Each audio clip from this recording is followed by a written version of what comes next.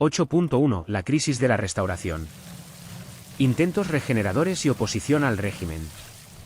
El reinado de Alfonso XIII comenzó en 1902, tras la regencia de María Cristina, en un momento en el que el sistema político de la Restauración, instaurado por Antonio Cánovas del Castillo en 1874, daba signos de agotamiento. Este sistema se sustentaba en el turnismo, una alternancia pactada entre conservadores y liberales, y el caciquismo, una red clientelar que controlaba los procesos electorales. Sin embargo, ya a finales del siglo XIX, la eficacia de este modelo empezó a tambalearse. Las causas de la crisis que se extendió entre 1902 y 1923 fueron múltiples. La desaparición de figuras clave como Cánovas y Sagasta dejó un vacío de liderazgo. Además, los regeneracionistas comenzaron a criticar el caciquismo y la corrupción electoral. A ello se sumó el intervencionismo del propio Alfonso XIII, el aumento de la conflictividad social, el auge de los nacionalismos, el protagonismo militar y los problemas relacionados con Marruecos. El desastre del 98, por su parte, desencadenó una crisis moral que dio paso al movimiento regeneracionista. Joaquín Costa, máximo exponente de este movimiento, abogaba por una regeneración basada en la educación, el progreso económico y la europeización de España. Su obra Oligarquía y Caciquismo 1901, marcó un hito, junto con su lema, Escuela, Despensa y 7 llaves al sepulcro del Cid. Costa proponía incluso la figura de un cirujano de hierro, un líder fuerte que implantara reformas necesarias. Políticamente, los intentos de regeneración no tardaron en surgir. Francisco Silvela, sucesor de Cánovas en el liderazgo conservador, gobernó en 2 periodos, entre 1899 a 1900 y 1902 a 1903, promoviendo leyes sociales y descentralización administrativa. Sin embargo, fue Antonio Maura, líder del Partido Conservador, quien destacó con su revolución desde arriba entre 1907 y 1909. Maura buscaba modernizar el sistema político mediante un programa revisionista que incluía la ley electoral de 1907, el voto obligatorio, el reconocimiento del derecho de huelga, el descanso dominical y la creación del Instituto Nacional de Previsión. Sin embargo, su gobierno se vino abajo tras la Semana Trágica de 1909, una huelga general originada por la derrota española en el Barranco del Lobo, en Marruecos, y el descontento por el envío de reservistas al frente. Este episodio culminó en una represión severa, con miles de detenidos y 5 ejecutados, incluido el pedagogo anarquista Ferrer y Guardia. Otro protagonista de este periodo fue José Canalejas, líder del Partido Liberal.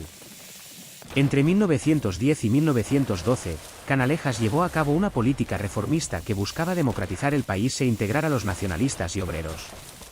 Entre sus medidas destacan la Ley del Candado, que limitaba la creación de nuevas órdenes religiosas, el servicio militar obligatorio. Y la Ley de Mancomunidades, que permitió la creación de la Mancomunidad de Cataluña en 1914, aprobada tras su muerte por Eduardo Dato en 1913. Canalejas también reforzó la presencia española en Marruecos mediante la ocupación del Larache y la firma de un tratado con Francia en 1912, que estableció un protectorado compartido. Sin embargo, su asesinato en 1912 interrumpió su proyecto reformista. Tras Canalejas, Eduardo Dato asumió el poder en varias ocasiones entre 1913 y 1921, destacando por su papel en la aprobación de la Ley de Mancomunidades. Paralelamente, Álvaro de Figueroa, conde de Romanones, lideró el gobierno entre 1915 y 1917, aunque con un enfoque menos reformista que el de sus predecesores. La creciente violencia política marcó este periodo, culminando con el asesinato de Dato en 1921. La oposición al régimen se diversificó. Los republicanos, encabezados por Alejandro Lerroux, ganaron apoyo en las ciudades, mientras que el PSOE, fundado en 1879, y la UGT, en 1888, crecieron entre la clase obrera industrial.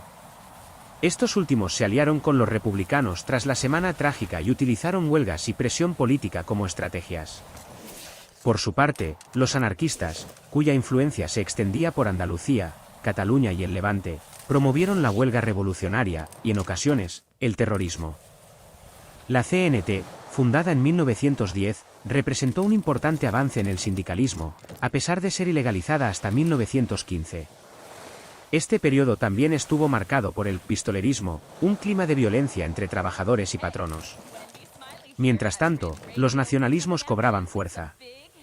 En Cataluña, la Lliga Regionalista y el Centre Nacionalista República defendieron el autogobierno, mientras que en el País Vasco, Sabino Arana fundó el PNV en 1895, un partido nacionalista conservador y católico.